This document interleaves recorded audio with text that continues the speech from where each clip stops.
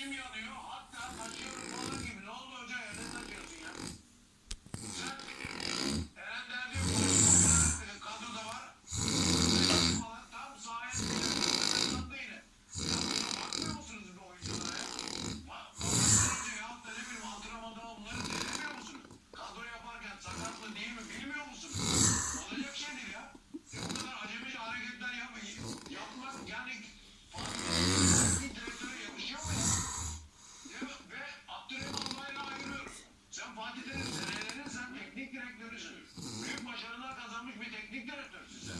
Gidip de yani bir tane orta sahada işte bir oyuncunun... Konuşur musun? Nasıl? Görüntü yapalım. Benim bahsettiğim görüntü Gökmen abi. Bak abi analiz eder misin görüntü? Efsane Galatasaraylı, efsane futbolcu, Galatasaray'ın efsane futbolcusu Gökmen Özdemir konuşuyor. Evet, Fırat Aydın. Sana söylediğim gibi giriyor mu? Allah belanı versin diyor. Ne diyorsa diyor. Bakın arkadaşlar şöyle.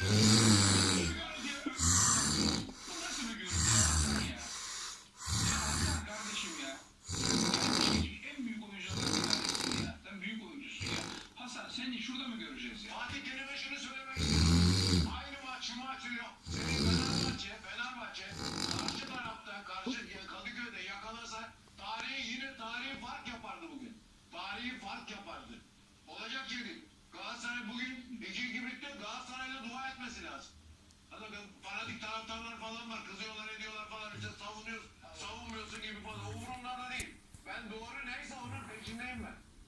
Bu maçı herkes seyretti. Olacak şey değil ya. Herkes seyretti. Olacak şey değil. Maçı. Hala çıkıp Fatih Terim'i en ufak birkaç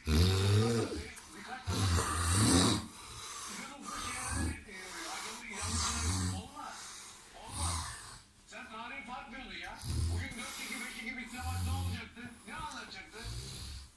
Fenerbahçe'nin futbolcuların beceriksizliği nedeniyle ne anlatacaktı bugün? Hakem işte hakem anlattı. Ya ne anlatacak? Orta sahada bir top kaptırmış da faul olmuş da vermemiş de bir taç pozisyonu falan ayıp ya. Bir penaltı vermez, 2 penaltı vermez. Offside'den gol yedirdi ya da offside'den olmayan pozisyonda gol atarsın vermez mi? Tamam. Aynen öyle. Olacak şey değil ya. Öyle bir şey yok. Olacak şey değil yani. Herhalde biz başka maç mı seyrettik? Nedir anlamıyorum ki. Temin tam da söylediğimin üstüne buçuk oturdu. Dedim ya kimse yemez bu işleri artık Türkiye'de. Yemiyoruz. Fanatik Galatasaraylılar, fanatik Galatasaraylılar belki Fatih Hoca'nın bu açıklamalarını yer. Çünkü kendilerini öyle inandırmak isterler. Bak Galatasaraylı efsane